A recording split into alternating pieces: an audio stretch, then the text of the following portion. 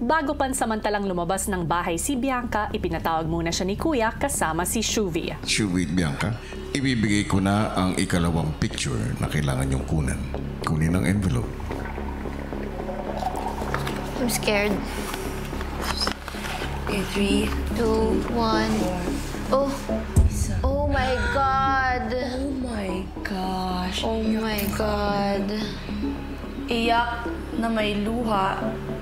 Si Mika, Kuya, she's a very empathetic and sensitive person. Iiyak po siya kapag nararamdaman niyo na po yung sensitivities ng iba. But when it comes to herself, she's very strong. Pagbalik sa loob ng bahay, agad nang sinabihan ni Bianca si Cyril. Iyak na may luha ni Mika. Then we can talk about family. Alam mo na yan, best actress. Love you. Pag mas totoo, mas madali. So I think let's just make it real. It's right. Habang nasa labas si Bianca, si Cyril ang naging katulong ni Shuvi para magplano. Take an advantage because of I think it's like my heartbreak. yeah. Maybe we can do Tayo umiyak. I don't want their story. Yes. Nang makahanap ng tiyempo, niyaya ni Cyril si Mika na mag-usap sa girls' bedroom. Alam mo, parang pag-ate ka, parang ang laking guilt. Ilabas ng totoo mong emotions. Naging diskarte namin si Cyril po ang magkukwento po kay Mika. And then from there po, ako na lang po magpipicture. Kaya siguro dito ko lang na-acknowledge yung mga emotions. Kasi parang bunso ako dito. Yung sa emosyon, Kuya, wala tayong iti-take advantage ng mga feelings. Kami lang po yung magpapalabas ng mga emosyon. And dahil empath po lahat ng housemates nyo, Kuya, alam po namin, Kuya, na mararamdaman at mararamdaman po nila yung nararamdaman namin. I really want to meet Ate Sam. She's strong like you. Pero si Ate Sam, kahit Ate Sam siya, she lets me be the atita sometimes. Sana yung pag-appreciate mo kay Ate Sam. Sana makita ako ng mga kapatid ko na ganun. For sure. Because you have a good heart. Lahat po ng naramdaman ko, Kuya, kanina, parang matagal ko na rin pong gusto ikwento sa kanilang lahat. Nagkataon lang siguro na si Mika yung isa sa mga una kong nasabihan ng ganong emosyon.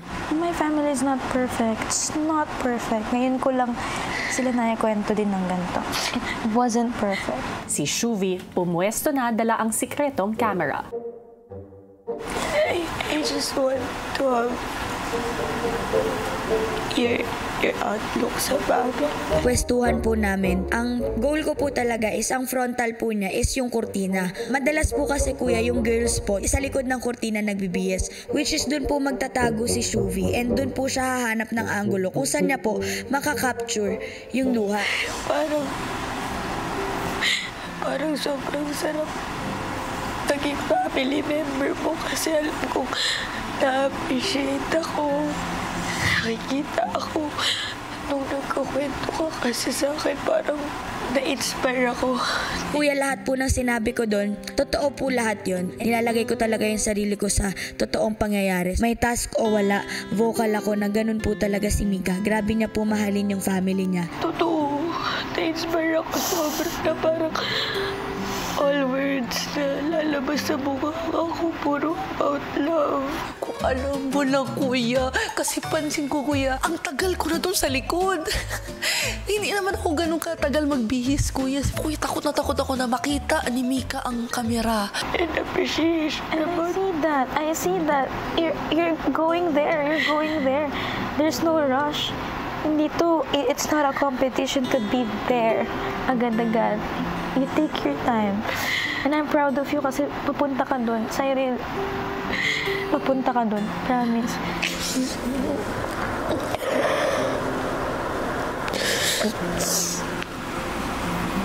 You're doing great. You're doing great. Nakuha man o hindi yung emosyon ni Mika, Kuya, okay ako. Kasi naging outlet namin yung isa't isa. Diyos ko, lalaban. You deserve everything. Sorry. Oh, then whenever you feel like you're missing your family a little bit much, you can hug me anytime. Manghiram din ako short sa'yo. Naging real po talaga yung pag-uusap nila, kuya. Ayun, kuya, napabihis talaga ako ng damit, kuya, kahit hindi naman kailangan. Si Shuvi nagpasama kay Dustin papunta ng dark room para i-check ang mga nakuhang pictures. Ba't ka daw umiiyak? Kunwari na lang, para punta ako confession room. Wait lang. Asan ka niyan? Wala. Ayan, lapit na. Ang galing mo. Pero umiiyak siya. Pero may luha siya niyan. Bugs! Ayan, umiiyak. Nang may mapili ng litrato, pumunta na si Shuvi kay Kuya.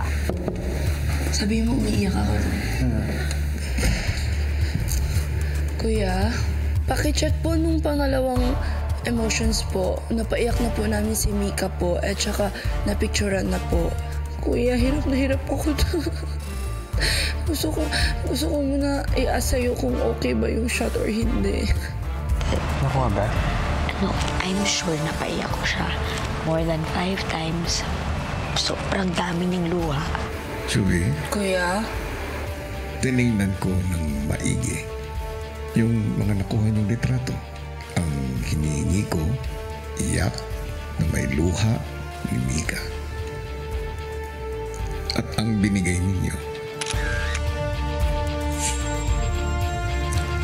ay iyak na may luha ni Mika. Congratulations! Kuya, ano ko na?